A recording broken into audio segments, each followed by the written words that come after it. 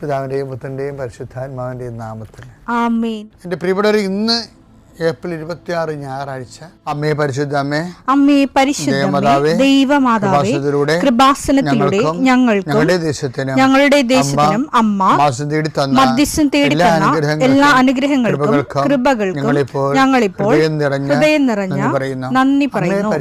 അമ്മേ പരിശുദ്ധമേ, ദൈവമാതാവേ, 2004 ഡിസംബർ 7 ഉച്ചകഴിഞ്ഞ് 2:30 കൃപാസനത്തിൽ സംഭവിച്ച അമ്മയുടെ പ്രത്യക്ഷപ്പെടലിനെക്കുറിച്ച് തിരുസഭയ്ക്ക് സമർപ്പിച്ചിരിക്കുന്ന പഠനരേഖകളുടെ മേൽ സഭാത്മകമായ പഠനം ആരംഭിക്കുവാൻ ഞങ്ങൾ പ്രാർത്ഥിക്കുന്നു. അമ്മേ പരിശുദ്ധമേ, ഭൂസ്വർലോകങ്ങളുടെ രാജ്ഞിയായ അങ്ങേയ്ക്ക് ഭൗമസംരക്ഷണത്തിനായി പ്രപഞ്ചപ്രകൃതിയെ തന്നെ തിരുസഭ പ്രതിഷ്ഠിക്കുവാൻ ഈ പ്രത്യക്ഷീകരണം വഴി ഇടയാക്കണമേ. പരിശുദ്ധമേ, ജപമാല മാതാവേ, സകല കൃപാസനം പ്രാർത്ഥനയോടും ചേർത്ത് ഞങ്ങളിപ്പോൾ പ്രാർത്ഥിക്കുന്ന ഈ കുടുംബത്തിന്റെ പ്രത്യേക നിയോഗം പറ മക്കളെ.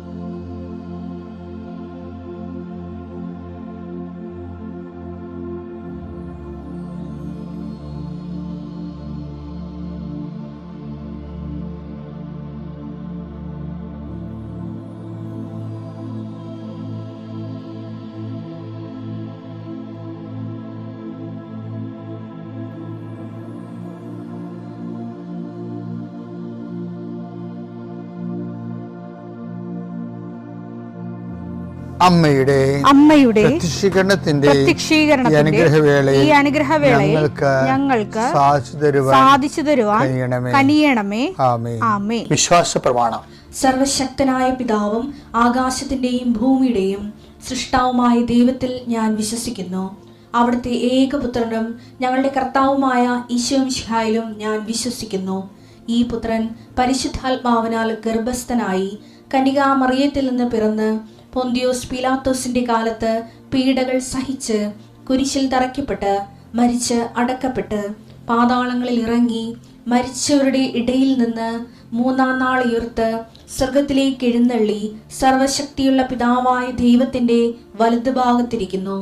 അവിടെ നിന്ന് ജീവിക്കുന്നവരെയും മരിച്ചവരെയും വിധിക്കുവാൻ വരുമെന്നും ഞാൻ വിശ്വസിക്കുന്നു. പരിശുദ്ധാത്മാവിലും ഞാൻ വിശ്വസിക്കുന്നു.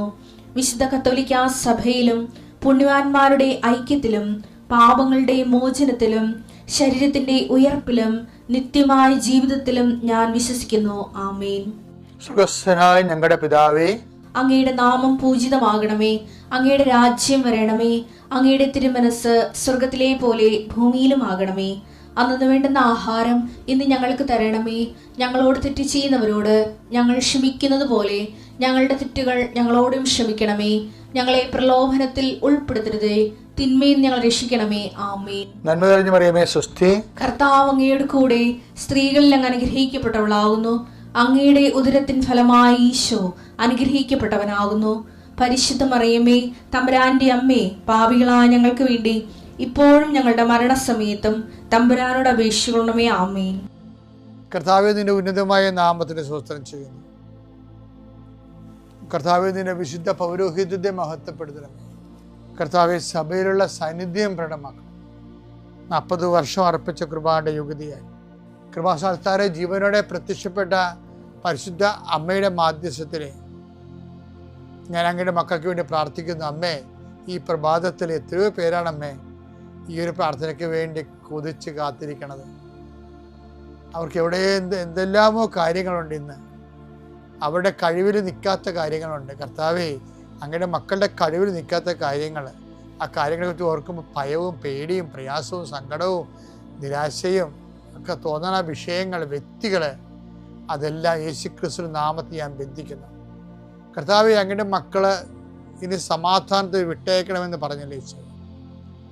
ഞങ്ങളുടെ ദാസനെ സമാധാനം, എൻ്റെ രക്ഷ ഞാൻ എൻ്റെ കണ്ണുകൊണ്ട് കണ്ടിരിക്കുന്നു. അങ്ങയുടെ ദാസനെ സമാധാനം വിട്ടേക്ക്. സമയം ദീർഘദർശി പറഞ്ഞതുപോലെ അങ്ങയുടെ മക്കൾ ഈ പ്രാർത്ഥനയ്ക്ക് ശേഷം സമാധാനം കണ്ടെത്താൻ ഇടയാക്കണം പ്രാർത്ഥിക്കുന്നു. നിങ്ങളുടെ ജീവിത ചിന്തകള്, നിങ്ങളിന്ന് പോകാനിരിക്കുന്ന ഇടങ്ങള്, സംസാരിക്കുന്ന വ്യക്തികള്, ഒപ്പിടുന്ന പേപ്പറുകള്, എഴുതുന്ന രേഖകള്, എൻ്റെ മക്കള് ജീവിത ഉപായത്തിന് വേണ്ടിയും മേൽഗതിക്ക് വേണ്ടിയും ജോലിക്ക് വേണ്ടിയും ജോലിയുടെ അനുബന്ധ കാര്യങ്ങൾക്ക് വേണ്ടിയും എവിടെയെല്ലാം യാത്ര ചെയ്യുന്നു, ആരോടെല്ലാം സംസാരിക്കുന്നു, ഫോൺ ചെയ്തിട്ട് എന്തെങ്കിലും ഡേറ്റോ കാര്യമോ തീരുമാനമോ വാക്കോ പ്രവൃത്തിയോ തീരുമാനം കിട്ടാൻ വേണ്ടി കാത്തിരിക്കുന്നു. അതെല്ലാം മക്കൾക്ക് അനുകൂലമാവുകയും അത് ഈശോയുടെ നാമത്തിൽ ഞാൻ നിങ്ങളെ അനുഗ്രഹിക്കുകയും ചെയ്യുന്നു. എൻ്റെ കർത്താവേ, മനുഷ്യൻ്റെ ഭീഷണി കാരണം മനസ്സിന് സമാധാനം നഷ്ടപ്പെട്ടവരെ, അവരെ നീ ഏത് ഭവനത്തിൽ പ്രവേശിച്ചാലും ആ ഭവന സമാധാന ആശംസ അറിയിച്ച കർത്താവേ, നിന്റെ നാമത്തിൽ നെഞ്ചിലും നെറ്റിലും മുദ്രവാങ്ങി നിന്റെ നാമത്തിൽ വിശ്വസിക്കുന്ന ഒരു മനുഷ്യനെയും ആരും ഭിക്ഷപ്പെടുത്താൻ അനുവദിക്കരുത് കർത്താവേ. അവരെല്ലാം ശത്രുക്കളെ കാണുകയെ വിരുന്നൊരുക്കുന്ന ദൈവത്തിൻ്റെ ശക്തിവിശേഷം നിനക്കായി വിരുന്നൊരുക്കട്ടെ. നിൻ്റെ എല്ലാ ശത്രുക്കളുടെയും മുന്നിലെ നിത്യം പിതാവും പുത്രനും പരിശുദ്ധാത്മാവും സർവ്വീശ്വര എന്നേക്കും ആമേൻ. എൻ്റെ പ്രിയപ്പെട്ടവരെ, ബൈബിളിലെ അതിരസകരമായൊരു വാക്കുണ്ട്, ഭയങ്കര പ്രാക്ടിക്കലാണ്. നിങ്ങൾക്ക് കേൾക്കാതെ ഈ പ്രഭാഷകൻ 37 പ്രഭാഷകൻ 37:28 എല്ലാവർക്കും എല്ലാം നന്നല്ല. കേട്ടോ, എങ്ങനെയുണ്ട് പരിപാടി? എല്ലാവർക്കും എല്ലാം നല്ലതല്ല. ഇത് ബൈബിൾ ഇത് വളരെ ആപ്ലിക്കബിളായിട്ട് ഫോളോ ചെയ്യുന്ന കോമൺ പ്രിൻസിപ്പിളാണ്. ഞാനൊരു ദിവസം ഉണ്ടല്ലേ, എൻ്റെ ഒരു അടുപ്പക്കാരനുണ്ടായിരുന്നു, ഒരു ഓൾഡ് മിനിസ്റ്റർ. അപ്പം അദ്ദേഹം ഒരു മാസം കൂടുമ്പോൾ ചുമ്മാ വിസിറ്റ് വരാം. വയസ്സനായി, പണ്ട് മന്ത്രിയായിരുന്നു, ഞാൻ വകുപ്പൊന്നും വേണ്ട, അപ്പോൾ ഞങ്ങൾ പിടിച്ചെടുക്കും. അപ്പോൾ ജസ്റ്റ് ചുമ്മാ എന്നെ കാണാൻ വരും. അപ്പം ഞങ്ങളിടയ്ക്ക് തമ്മിലൊക്കെ പ്ലാൻ ഇട്ടിട്ട് ഗവൺമെൻറ് ലെവലിൽ കുറേ യാത്രകൾ നടത്തിയിട്ടുണ്ട്. ഒരു ദിവസം ഞാൻ ഇദ്ദേഹത്തിന് വീട്ടിൽ ചെന്നപ്പോൾ ഇദ്ദേഹം വീടിൻ്റെ തെക്ക് വശത്തുള്ള, അതാണ് എൻട്രൻസ്, തെക്കോട്ട് ദർശനം വീടിൻ്റെ ആ സിറ്റ് ഔട്ട് നിന്ന് തെക്കോട്ട് ഒരു 3 സ്റ്റെപ്പിട്ട എൻട്രൻസ്. ആ എൻട്രൻസ് കെട്ടി അടക്കണം പുള്ളി. അപ്പം ഞാൻ പറഞ്ഞു, സാറേ എന്നാ പരിപാടിയാണെന്ന് ചോദിച്ചു. എൻ്റെ ഇവിടെ മുഴുവൻ രോഗമാണ്, ഭാര്യ ഇപ്പം അവിടെ രോഗമായിട്ട് കിടക്കുക, ഇപ്പം മകന് അസുഖം, എനിക്കസുഖം. അപ്പം ഇത് എന്നെക്കുറിച്ച് പറഞ്ഞപ്പോൾ ഈ വിഷയത്തൊക്കെ അറിവുള്ളവർ പറഞ്ഞത്, തെക്കോട്ട് ഇറങ്ങണത് ശരിയല്ല, തെക്കോട്ട് ഇറങ്ങി എപ്പോഴും ഇങ്ങനെ ക്ഷീണവും രോഗവും ചിലപ്പോൾ മരണം വരെ സംഭവിക്കും. അതുകൊണ്ട് അത് കെട്ടിയടച്ചിട്ട് കിഴക്കോട്ട് ഇറങ്ങാൻ പറഞ്ഞു. അപ്പം അദ്ദേഹം എന്നെക്കാലത്ത് പ്രായമുള്ളതുകൊണ്ട് ഞാൻ തർക്കുത്തരത്തിലൊന്നും പോയില്ല. എന്താ വെച്ചാൽ തർക്കുത്തരത്തിലൊരു വകുപ്പോടെ ഉണ്ട്.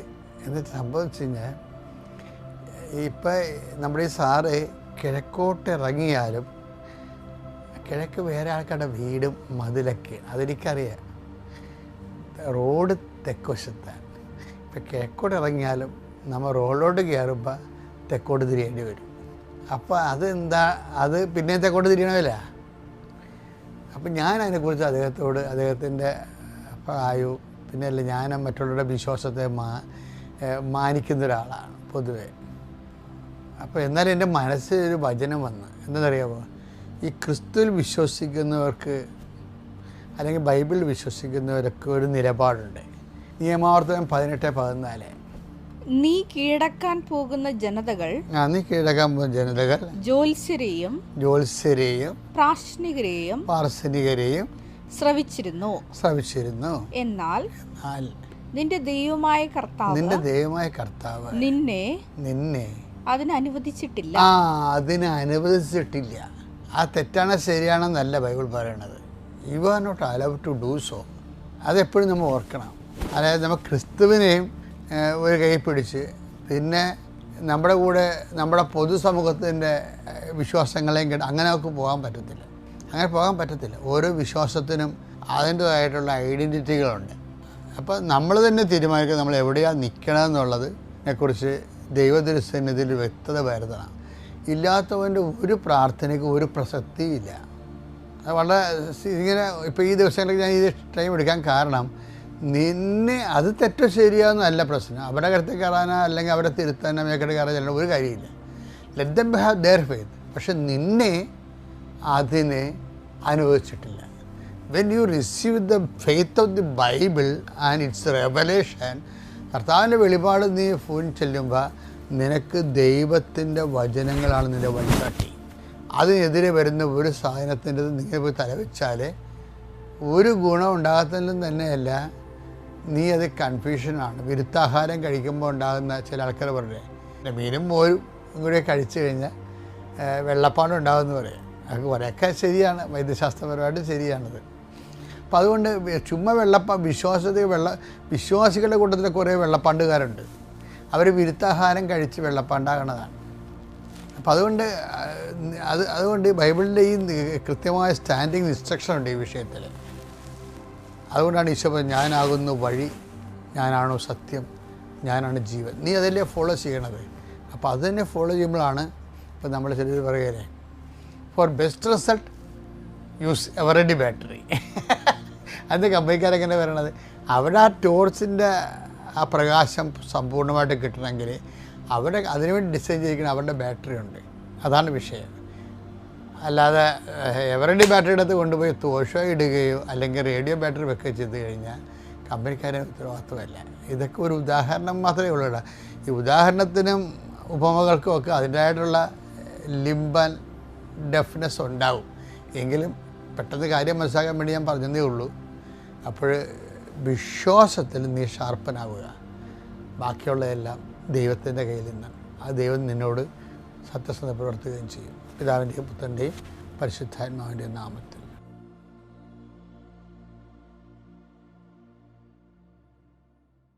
അത്യപൂർവ ദൈവാനുഭവങ്ങൾ ഇനി നിങ്ങൾക്കും സ്വന്തം. ഈ യൂട്യൂബ് ചാനൽ ഇതുവരെ സബ്സ്ക്രൈബ് ചെയ്തിട്ടില്ലെങ്കിൽ ഇപ്പോൾ തന്നെ സബ്സ്ക്രൈബ് ചെയ്യുക.